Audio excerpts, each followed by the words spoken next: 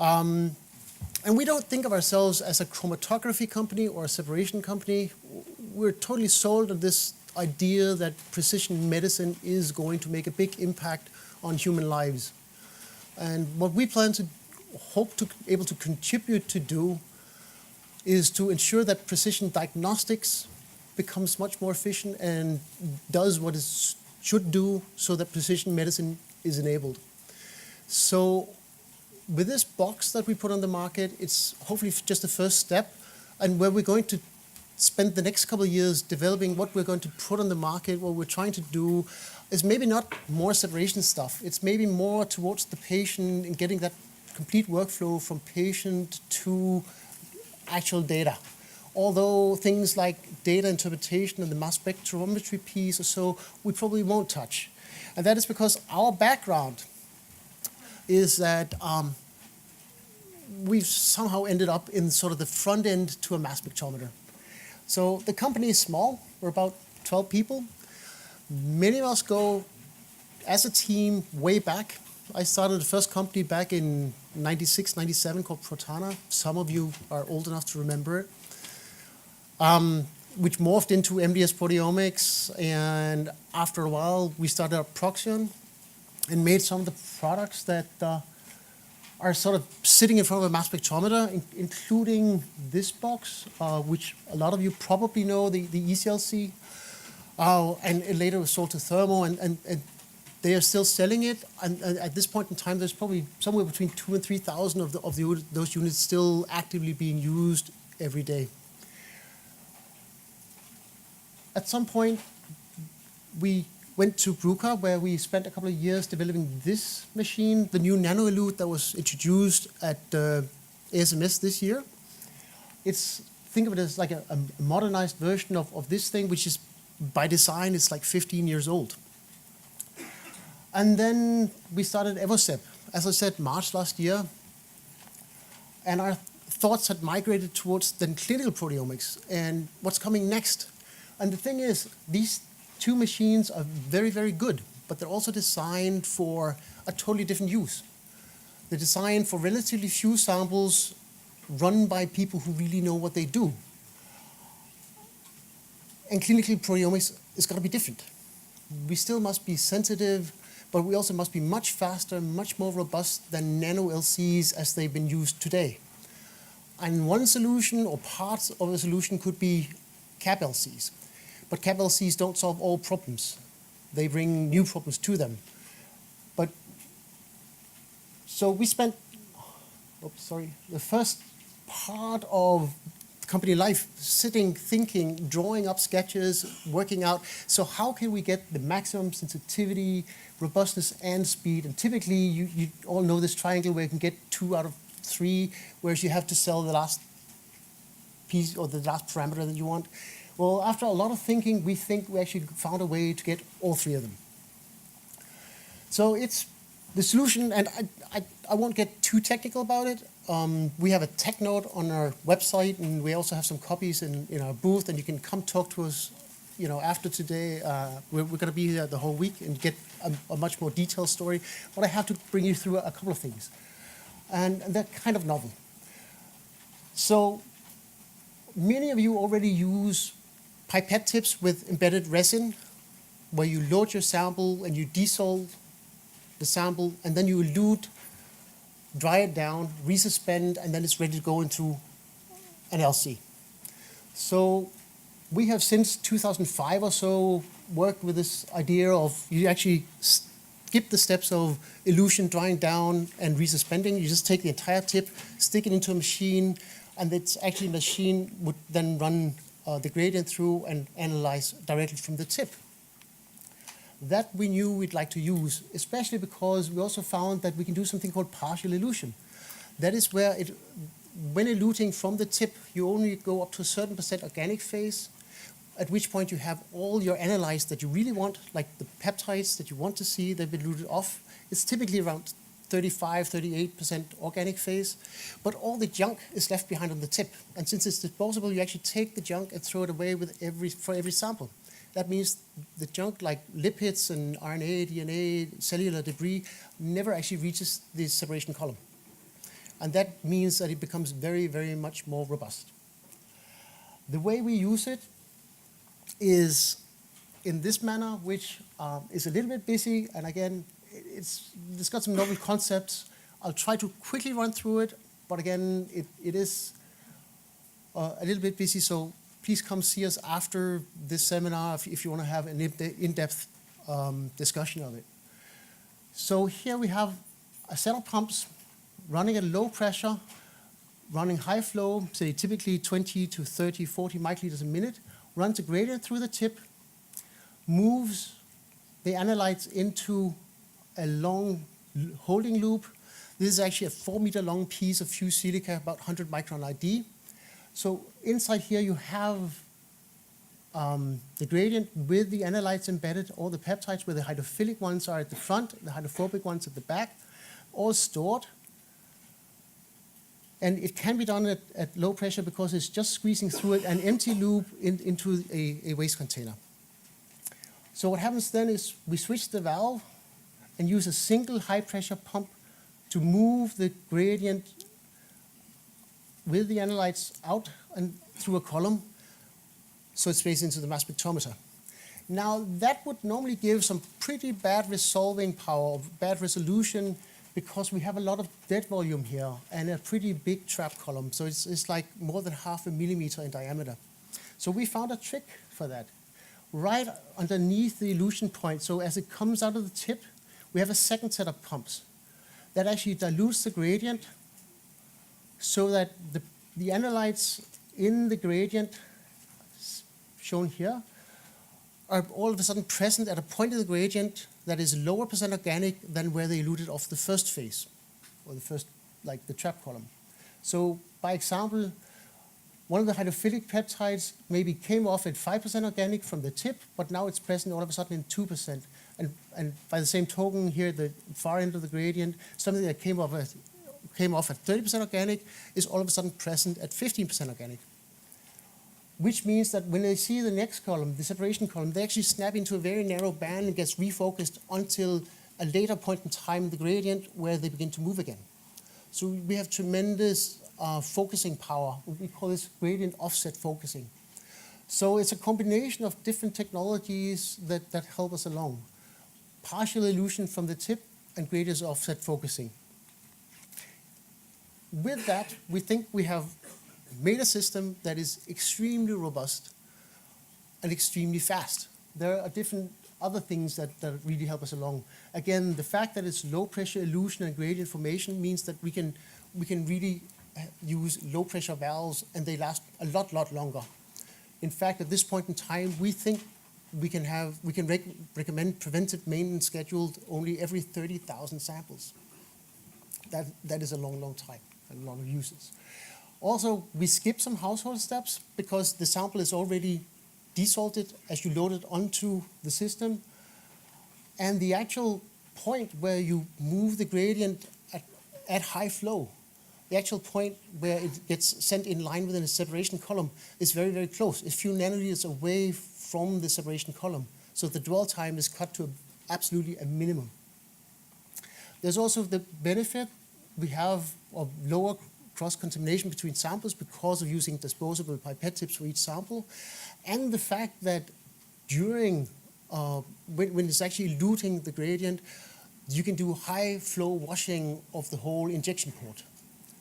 So we should also have much lower carryover. At this point in time, we plan to make 5 methods, and those are the choices that one has. We think of it in terms of throughput, ranging from 30 samples a day up to 300 samples a day, giving these cycle times, I mean, the total time it takes from sample to sample. And because we can cut the overhead so much, it also means that the gradient portion becomes very, very long, and that gives you a long utilization of the mass spectrometer. So for instance, for 60 samples per day, you have 24 minutes between cycles, but out of which 21 are in fact real gradient time. So I'm not going to show you data. We've had most of our beta testing done at Max Planck Institute and Matthias' group. They started about half a year ago on something that was really a breadboard, plywood cut up. We screwed stuff onto it and off they went. And that has over the summer evolved into something which is almost a finished instrument in this picture. And at this point in time, they actually have 2 final instruments. So with this, I'll leave the word to Matthias. And if we move on to the next slideshow, hope we can see some early uses of the technology.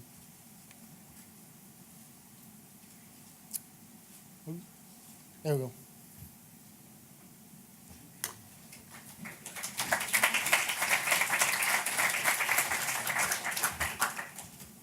Okay.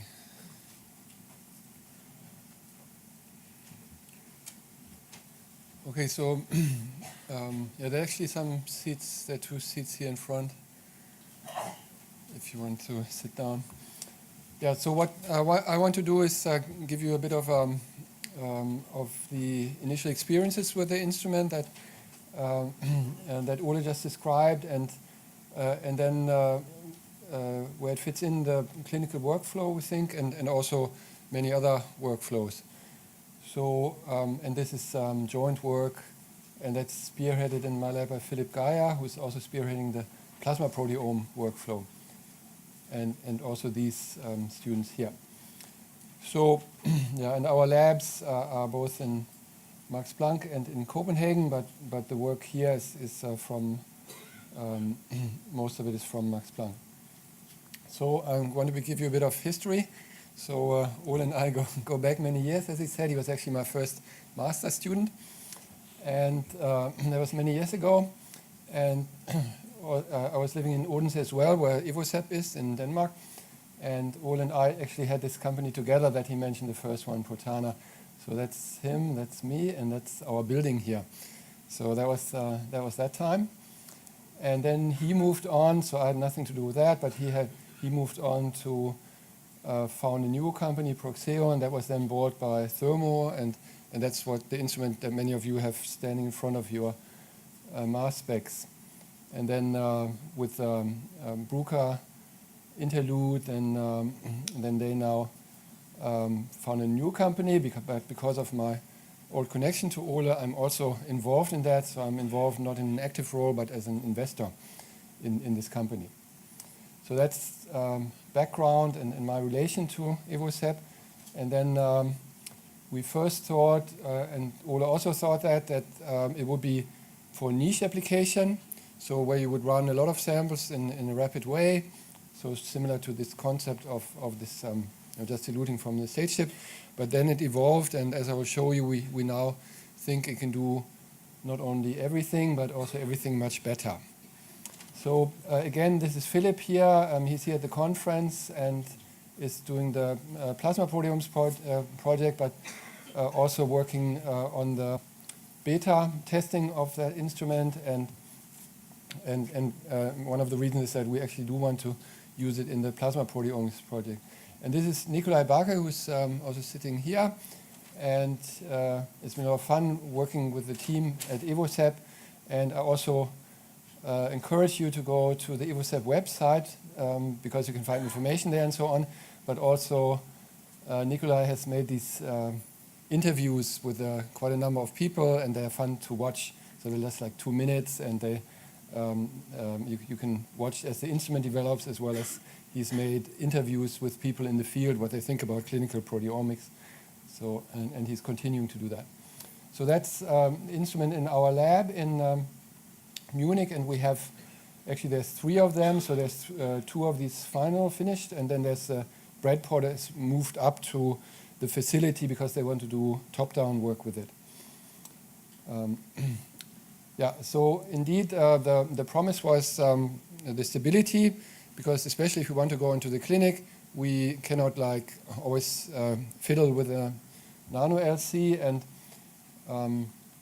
it's known from so the mass spectrometer is actually in the clinic, but only for small molecules, and they do high flow, and with the high flow they have no problem, so they run thousands of times, and that was the promise here, that we would have the advantage of the high flow, but in a package that would retain the sensitivity of the low flow. So then we got this, and they tested it, and of course then you can find errors. So this is the error frequency, and then these were resolved, and then they, so the last here had no errors, or at least no errors associated with the machine. And we have now more than 4,500 runs on that machine already, and they build up quickly because they have a high cycle time. So by now the machine is super robust, and the remaining issues are more like with the loading in the front. So then, and these are, for example, 2,000 HeLa runs, which you can do in just 17 days. So you put that in front of one of the old Orbi traps, and then it runs, and this just gives you a few extracted peptides, how they're stable over the time. And then, as Ole said, then one other promise was a low cross-contamination, which is important in the clinical because you don't want cross-contamination from one patient to another. And here that's avoided by having a new tip, so-called Evotip, kind of based on the stage tip, use a new one, and then indeed the cross-combination is very low, and it's just, if in the plasma it's just a handful of sticky peptides, otherwise there's no cross-contamination. So then the one sweet spot for this instrument to be employed is in short runs, because we have run these short runs in the plasma context, because there are not so many peptides, there's no reason to have a long gradient, but then we went back from the 20 to the 45, and the reason was that we have expensive instruments, and I don't want to have them idle half the time, right? This would be not good for the taxpayer. So then we went back, but we actually don't get much more. And now with the Evosep we can do the 21-minute gradient with only 3-minute overhead. So there we have 50, or depending on how you count it, even more throughput. And with this particular gradient, which is a nice gradient for a lot of applications with the fast instruments now, we can get 60 proteomes per day. And then, as Ole explained, there's these different settings, and they could also be extended if that was necessary. So then this opens up a number of applications. So if you have a low complexity mixture and you can run it very fast with one of these fast methods, or what's now very popular is this fractionation with this high pH concatenation, and they can produce many fractions.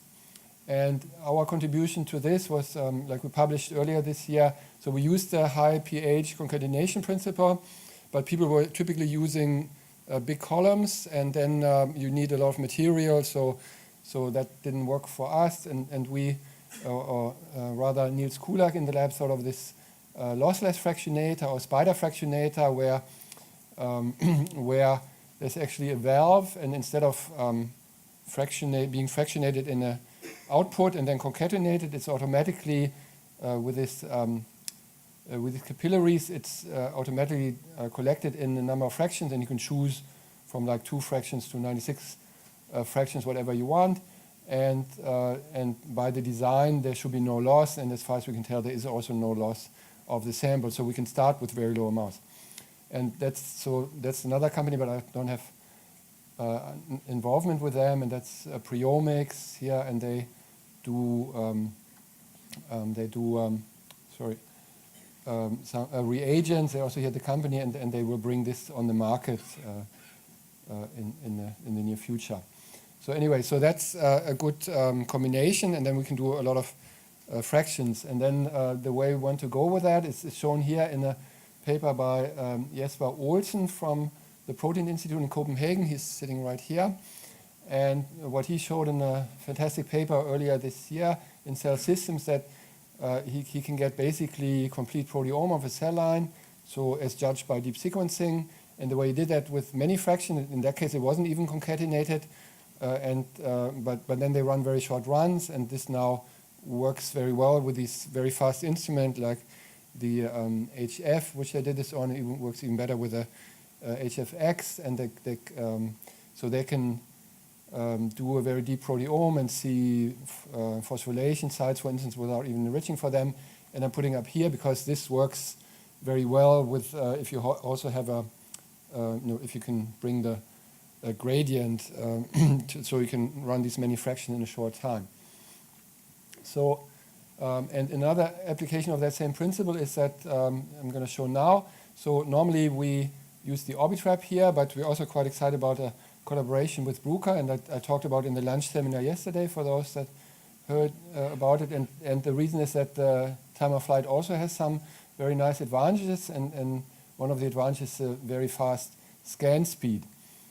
So you always get the full resolution by the nature of TOF, and then you get very, very fast scan speed. And in the work with Bruker, so they developed this principle where they've tapped ion mobility mass spectrometry, so TIMS, so that's the invention of Mel Parks, and then so basically the peptides are stored here, the wind blows them here, or the source pressure blows them here, and there's electric field that way that makes a potential gradient, and according to their ion mobility they are stored, and then you can let them out at precisely the rate you want. And then we contributed this PASEF principle to this, where we now let them out, the ions, one after another, or continuously, and if the quadrupole is quick enough, it can catch them as they come out, and the advantage of that is that you have the speed, you have the full speed, but you don't, by increasing the speed, you don't decrease the sensitivity, because you still have the full accumulation time. So that's called PASEF, and that works very well, and it's incredibly sensitive. And then in the ion mobility map, the quadrupole jumps between the different masses, and that was before. And this, so this is in a 1.4 second, and we get up to 10 or even more events here for each of these segments. So you get here 10 PASEFs, and then in each of them you can get 10 or 12 here. So, and I'm showing it here because this we think can be a very nice collaboration, or this can be a very nice a combination of the fast HPLC and then here the readout. So in due time, when this is further developed, it could even give you like a very deep characterization in a very short time. In any case, it wouldn't be before because you didn't have enough sequencing event, because you can have more than 100 per second. So we have actually put already this instrument in front of the timsTOF or PASEF timsTOF, and so that's shown here in the cellar in the Martinsried, and we're already just getting the first data. So we're pretty confident that this will be a very nice combination, but that's just what we want to pursue with this. So normally we have it also in front of the Orbitrap. So then based on the principles of the instrument and the fact that we have this quite high throughput, we've already now thought a lot about where we want to use it, and I just won't show you data for that, but I will show you what we're thinking. So for instance, where we can use, for instance, this here gradient very well is for pull down. So instrument is fast enough to catch everything in the pull down now in 21 minutes. And we are thinking, so we were one of the groups that had these yeast interactomes, but that was many years ago, and we think we can do them much sooner now, and given the firepower from the instruments, particularly the HPLC, we are actually now going to do the whole yeast interactome once more, and we hope to be finished by Christmas. So whereas it took, Jesper knows, it took many years for the first one. So then unexpected use of the instrument was in top-down. That didn't occur to us, but it occurred to Naga, who's running the facility at our institute. So he figured out that you can actually put the proteins that you cannot get to HPLC, you can put them on the stage tip with a detergent, and then you can run them out. And he thinks that will be the future for many of the intact protein samples that are not readily soluble. So then, I already showed you this, anything that goes in highly fractionated, and then in multiplexing. So that's a good combination, right? You fractionate and you auto-multiplex, so you get the throughput back. And then this now allows you to do the fractions very rapidly. And then the main part of my talk was actually about this for body fluids, where we go in the clinic with that. But we're also building up a workflow.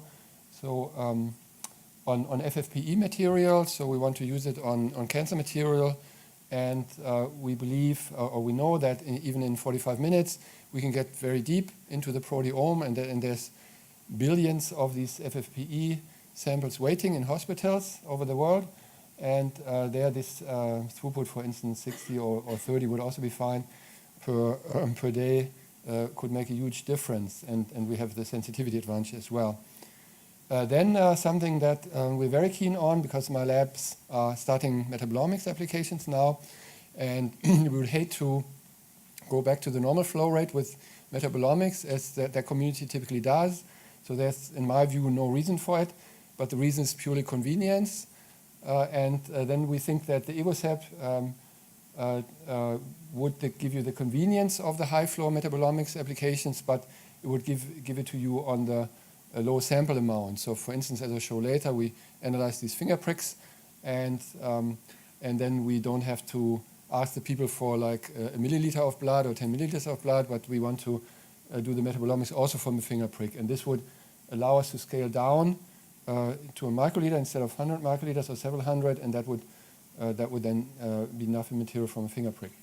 And we have for the future a lot of other ideas, but I don't have data on them, that this instrument could also be very good for very high sensitivity applications. But you can ask me about that later, but we don't have data for that. So now I can give you some background here on what we're thinking about the clinical application in general. So this has become a focus of my group, and we really want to now make this work with blood. So it has some similarities to what you heard from Leroy Hood in the opening talk on Sunday. But we're coming more from tools and nails, and coming more from the mass spec technology. And so this is a review that's coming out in a week or two in MSB, and we put a lot of our ideas there, and I have a couple of pictures that illustrate the principles that we elucidate here in this review. So I should point out that the middle authors here, these are the professionals, so we are of course the amateurs when we come to the hospital and the clinical, but these are they are the heads of the Munich hospital system and analysis. So they have millions of samples per year, so they know where we have to go and how much it can cost too. So yeah, this is what we're up against. So this is what you would see in their labs. So these are ELISAs, but they're automated ELISAs, and they can do up to 1,000 samples per hour. And then the CV has to be less than 20%, and all of this is antibody-based for this here, and there's like Siemens and some other vendors that sell these things, and they analyze the samples when you go to the doctor. It will say some protein level that comes from these machines. So as part of this review, we then we took we took state of what is actually the case now. So in clinical diagnostic, so people are assessed either with a lab-based or non-lab-based assessment, and then if it's a lab-based, then actually interestingly 50% of them are protein assays. So if you talk to the genomics people, you think everything is now done by genomics, and proteins are completely boring. But anyway, so 50% of the analysis when you are sick are actually done on the basis of proteins, and these assays are unfortunately very old. So there's hardly any new ones now, but still when you go to the doctor, so the plurality of medical decisions that are made on you when you're sick and go to the hospital are the level of proteins in the blood. So and they can measure overall over 600 parameters, and that's the proteins, but they also can look for drugs and enzyme activities. These are super cheap, and substrates, and they do a cell count and look for hormones and electrolytes. These are even cheaper, and they will look for vitamins and so on. So that's what's going to happen when you go to the clinical lab. But again, the majority of clinical decisions are actually made even now on the protein basis. And this is one of those famous graphs, and this is from the protein database, where they have actually also concentrations of the proteins, and then we did like a keyword annotation, but so usually it falls into like high-level functional proteins in the plasma, and then this tissue leakage protein range which don't have necessarily a function in the plasma proteome, but they can still be markers because they can indicate the integrity of a tissue or level of the protein in the underlying tissue where it comes from. And then you have here the very low level messenger molecules like IL-6. So if you just say IL-6 and divide by this, then you are at 10 orders of magnitude. So that's the lower limit of the plasma proteome dynamic range. So this is what I already said, and that the decisions are made on this basis, and this is how the assays in this Munich huge clinic are distributed over the year of 2016. So our idea is to, so of course, Gil Omen and others in HUPO have done heroic work and pushed this plasma proteome forward for now 15 years almost. And there was a particular approach, which I will later contrast to what we're doing. But our idea was kind of simple-minded now. We want to just take a finger prick of blood, and we want to do a very fast analysis, and then we will get a limited depth. But maybe that's worth it because we still can learn a lot about the patient. So that was our idea. And this is Philip again spearheading that, and Sophia is also in a tool on the Denmark side, and many others in my group. So yeah, and the finger prick brings me to this story. So we are not the first by any chance to think about blood analysis, and even also the ancient Greeks already know that was the way to go, you know, the humus in your blood. But also more recently, there's this company, Theranos, and they had some unfortunate things happening to them. But also they kind of gave the finger prick analysis a bad name. So then people say, okay, but the finger prick is not the same as a venous blood and so on. But actually then when you read, for instance, it was written up in Nature Biotech, they call the finger prick up to 250 microliters, right? So we get a 6 microliter when we get the finger prick, and I think you have to squeeze pretty hard to get 250 microliters. And then you will indeed get proteins that don't belong there if you press too hard. So we have done extensive, and especially Philip has probably the best characterized human plasma proteome from all the parts of the body, for instance, and we don't see this difference between the sides of where you take it. So yeah, so then also there's a big like division in the field of should you deplete and not, and we are in the camp that says you should not. So I'm not saying that's not a good thing to deplete, but we are worried about there's an extra step in the clinic, so that would detract from the throughput.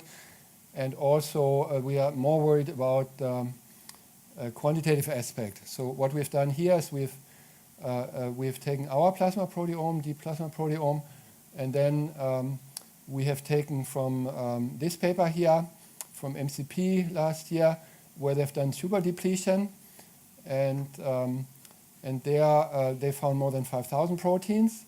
But then when you quantify the common proteins here, you see that, so in theory there should be maybe offset, but it should be a line here. And it's not a line, instead the correlation is only like 0.3, and also there's two populations. So the one population is the ones that fairly well correlate, and then here these are, we interpret this population to be the ones where the antibody had a cross-reactivity to another protein. So it was pulling down a protein that wasn't supposed to pull down. So for this and other reasons, we like to go the undepleted route, but of course that costs us also depth.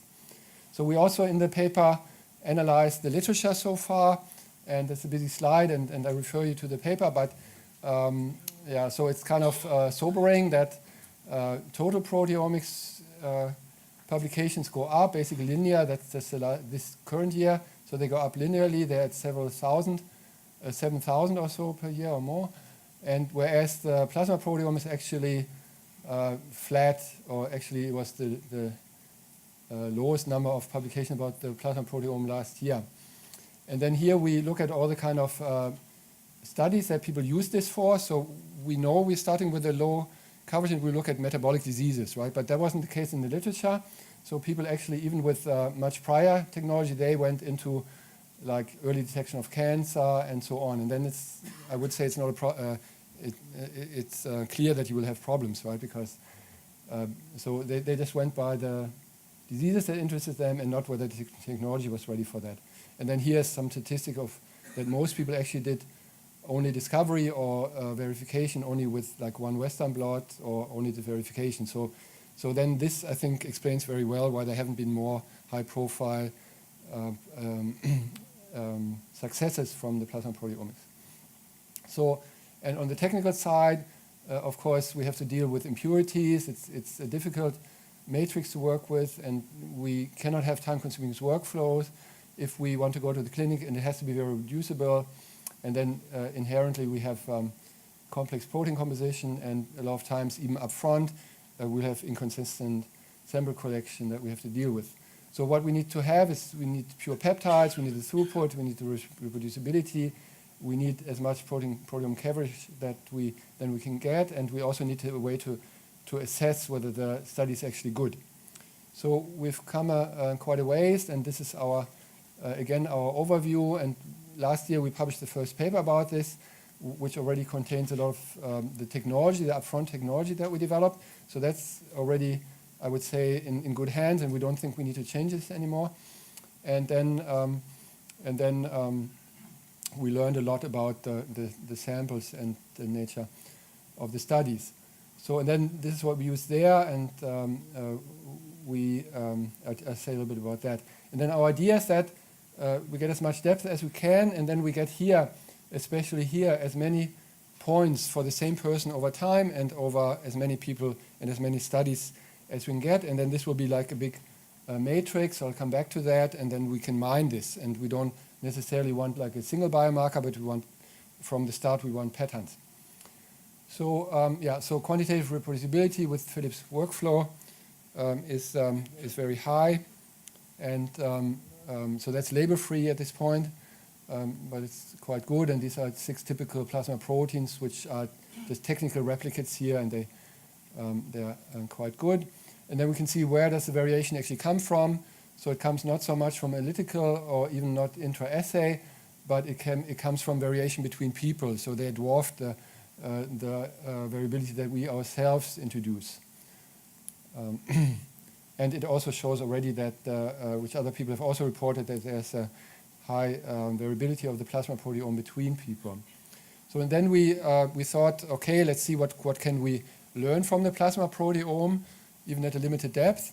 So here we took volunteers from my group, and then we asked the question, so can we say who's male and female without knowing that?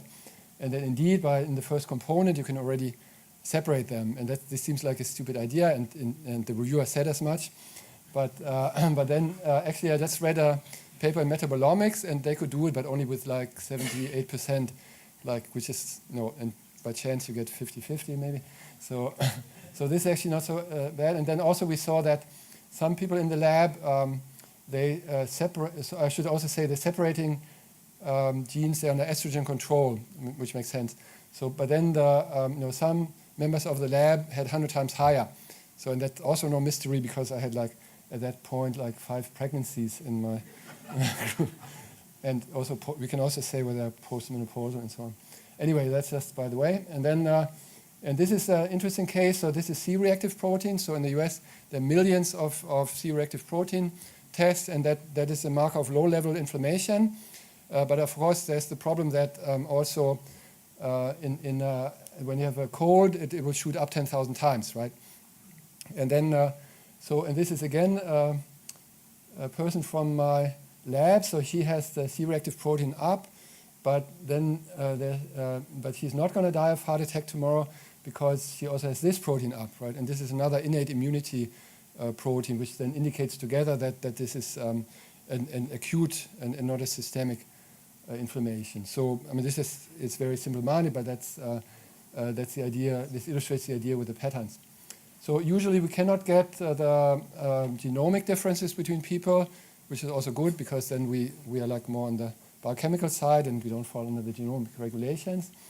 But sometimes we can, and so for instance here we find that this person has a ApoE, the bad variant, right, that gives you the higher risk for Alzheimer and that's just because it makes a new peptide. And then metabolic risk factors are here, and these are all the apolipoproteins, so we catch them, and even after all the many years of trying, there are no ELISAs for some of these. They have been very hard to develop, and much less do they get all of them all at once, right? So this is already something that's actionable, that is of interest to a lot of people in the cardiovascular and the general metabolic. And then again, so these are the sample quality markers. So we can see here. So I can ask you what happened here with this sample. What? Exactly. So they lysed red blood cells, right? That's why these guys are here up, and we can say this after the fact, even though they strenuously denied. So and then also in the limited depth already you have, for historical reasons, a lot of the FDA-approved biomarkers. So of course we don't want to stop at that depth. So we again take the fractionator, and here we got a quantitative proteome of 1,000 proteins, but we can now extend this to 1,500, and our library extends to 2,800. So we think with fractionation, and our goal is like to do 100 proteomes per day at a depth of 1,000 proteins. So that's our stated milestone. And for that we will need multiplexing, and we have ideas for that. So this is also, so this is our progress. We started with this 2014, then workflow optimization by Philip, library approach, match between runs in MaxQuant. And then we have a new scan mode, which I'll explain a little bit more this in my afternoon talk, boxcard, so that increased the dynamic range a factor 10. And then with the fractions, we are over our stated goal here of 1,000, but we still need to implement the multiplexing. And this here slide illustrates what I already said. The known biomarkers, they come all in the top 300 almost. All of. So the density is much higher. The density is 23%. Of all the proteins, they are FDA-approved biomarkers. Doesn't mean they're actually used. And here they're only 4%. So if we say that's an historical accident, there are 280 biomarkers in this abundance range to be found in the future, which we believe is the case. So now I'm switching back to the Evosep. So now that has come into the workflow. And so this makes our throughput much higher. And so the reproducibility is very high. And we can see again our biomarkers here.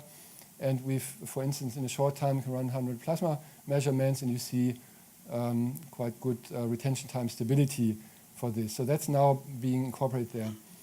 And then what I already said, so we have developed, or Philip has developed, quality marker panels. So one is for blood taking. So that has to do with what else you introduce in the blood taking procedure. The example I showed you, the red blood cell, and we can also see whether there's a problem with coagulation. And then we have actually assessed, so we've stacked up a lot of clinical samples already, or studies, and then we, at the first thing, we like spot check them, and we see out of 12 that we assessed, 3 had a systematic bias, and 2 have very bad sample quality, right? So now we don't agree to a study before we do this, and then if it has a big problem, it's not worth even going into that. And I would say also, when you just do this by ELISA, just like that, you are flying blind. I mean, most of the time it will be fine, but if there was a big problem, you will never know this. So in this, we have done studies. So this study I will talk about this afternoon on weight loss by Nikolai here, another Nikolai, and Philip. And we're looking at how the plasma proteome changes when you lose weight acutely, and then you maintain it off for a year. And what that does to inflammatory markers and so on. And that study is published at the end of last year. And but I want to here just point out some of the technical issues with this. So we had to measure 1,300 that's with the replicate plasma proteomes, and then we saw. So we looked at the errors, and they were mainly on the HPLC side. So that's this bar here. And then we had to clean the mass spec so that you can say that was the mass spec's fault. And and then a little bit empty sample here. But then also it's interesting when we now see the mass spec is working fine, the HPLC is working fine, but still all this red area that goes to overhead, right? That's due to loading. These are relatively short gradients, so loading, equilibration, and so on. That's all from our point of view wasted time.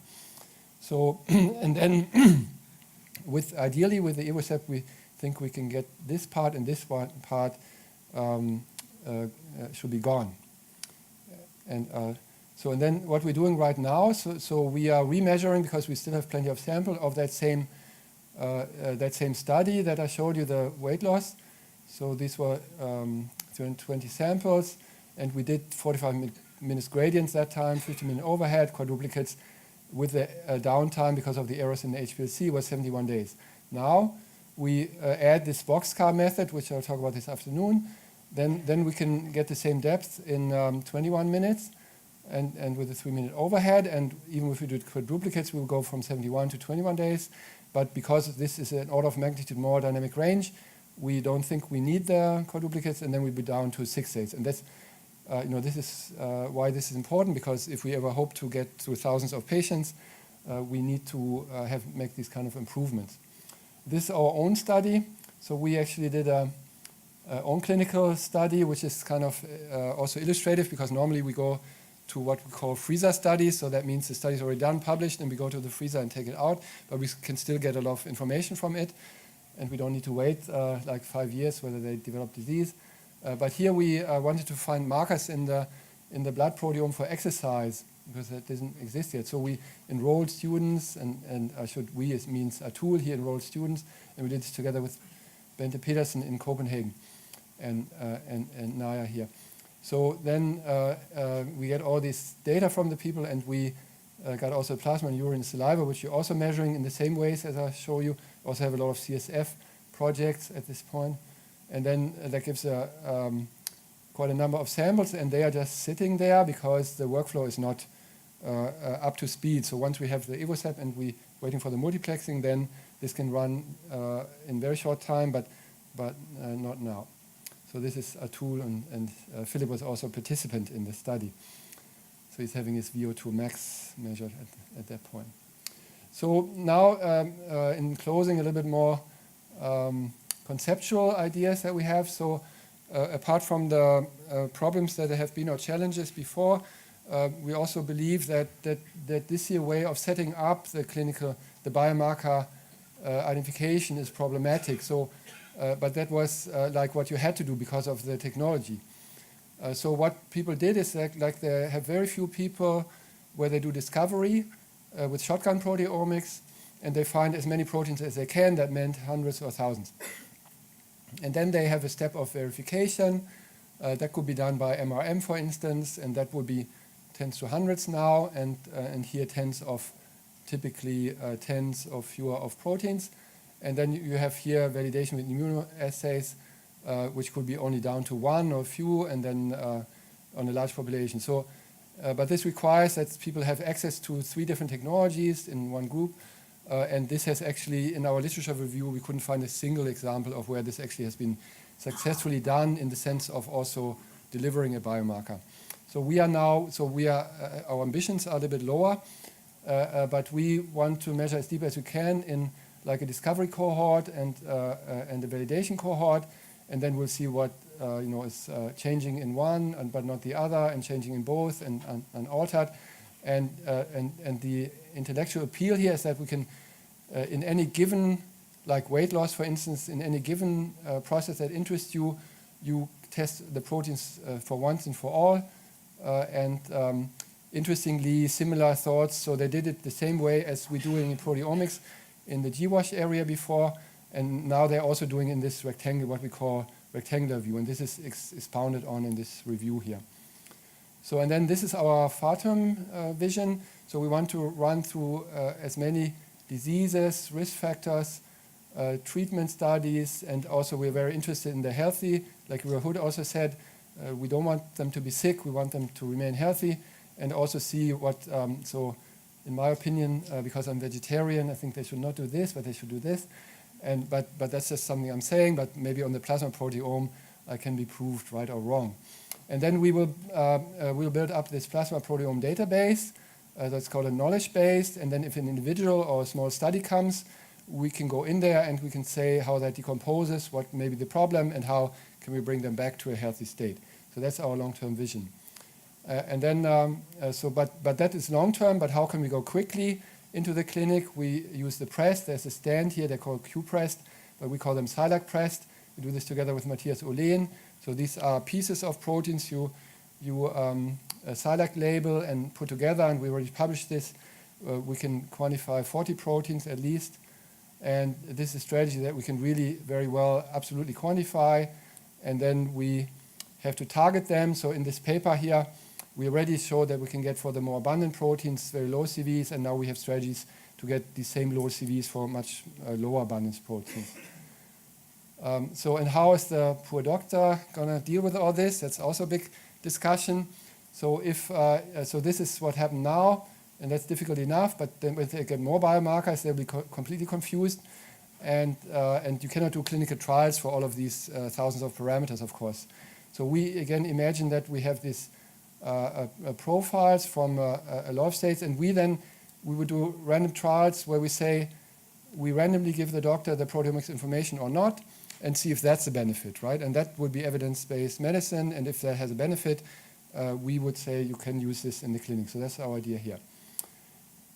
So that in a summary, so we want to go two ways into the clinic. So one is with the knowledge base and this rectangular strategy to phenotype humans, better understand diseases, find biomarker patterns, not necessarily single biomarkers. And also, it's also idea to use this also together with metabolomics at the same time. And then for direct route, we would do what they're already doing now, but also with mass spec and absolute quantification. And we do believe that we do need this instrument, otherwise we cannot get the throughput and the robustness on the front side of the mass spectrometer. So with that, I'd like to thank you for your attention. I'd like to thank my group and the funders, and these are the two places. And this is also MS Med, where we work next generation instrumentation with Thermo. Thanks for your attention.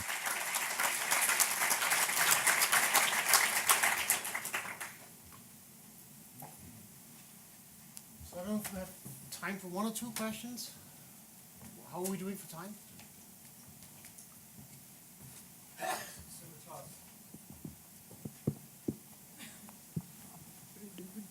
Do you have a feeling for where you think this is going to make the biggest clinical impact? Because there's a number of ways, and it sort of comes back to your last slide, how the physician is actually going to cope with that information. Yeah. Do you think it's going to be more at diagnosis? Because in a sense, I think one of the challenges is once we start a course of treatment, how we manage it and measuring the response to that treatment, where it could be very powerful. But indeed, so we have a collaboration with the Steno Center, so they in Denmark, so there's a famous diabetes clinic. And so the deal with them is that patients come in, we'll use this rectangular strategy, and we say what we think is the case, and you have basically 3 arms of treatment that are applied randomly right now. And then not only would we say we think it should be metformin or we think it should be physical activity, but also we remeasure them and say, no, we were wrong, metformin doesn't do anything to you, you should do one of the other things. So that's my long-term goal. Short-term goal is like competing with rare tests where you don't have ELISAs and there's nothing now. So that would be, or liver disease, there's basically nothing now. That would be short-term benefit. And the costs? So the costs are basically the depreciation of the instrument per day. That sets a floor. So the faster, again, you have the throughput, the lower the cost can be. I think it would be hard to compete with the low-level ELISAs, the big machines I showed you initially. In the US, the C-reactive protein test can also cost you $45. So then even the one test, I think you could do cheaper here. So it's hard to say, and depends on whatever patents and what the insurance company wants to pay and so on, of politics too.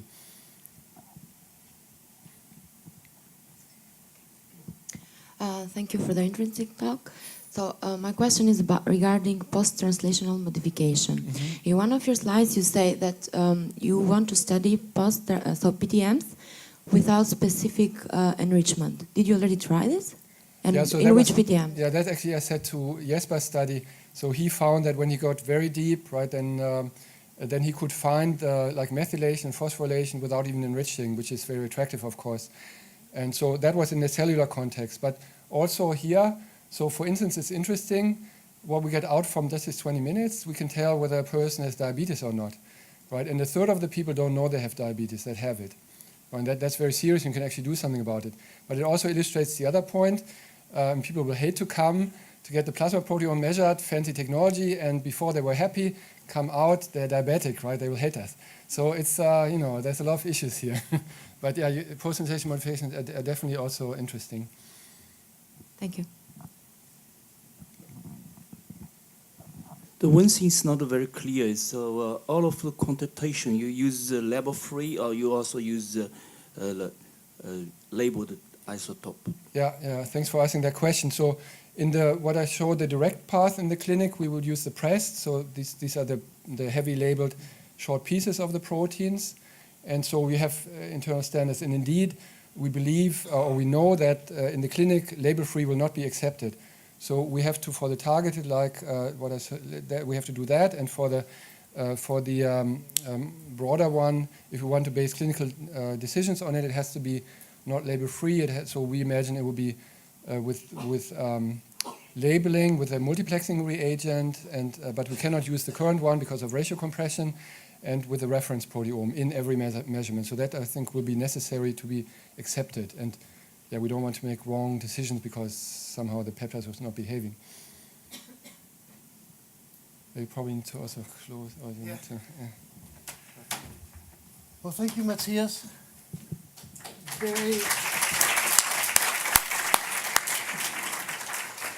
Very interesting work that has been done, and much more work ahead. I'd like to thank you all for your time with a few closing words. I think we're running out of time very quickly.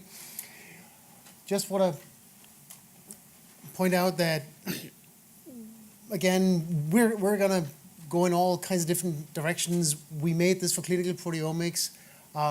It turns out, as Matthias also points out, that there are interesting uses also for small molecules, metabolomics, intact proteins, and where that brings us, we don't know. However, as a practicality, the instrument is now launched. The first production series is ready now in a few weeks' time, and we hope that at least some of you will be interested in hearing more about it, perhaps even getting one. But we will be present here for the rest of the conference in booth 4. Please come talk to us. It's myself and the 5 colleagues. Also, Nikolai Bache, who some of you know. We hired him to do some marketing videos, but it turns out that he's also a good scientist who was in fact the one that invented this whole plumbing scheme, and he's giving a more technical account on it tomorrow in this late-breaking session at 2:50. So please come see him, and thank you for your time today.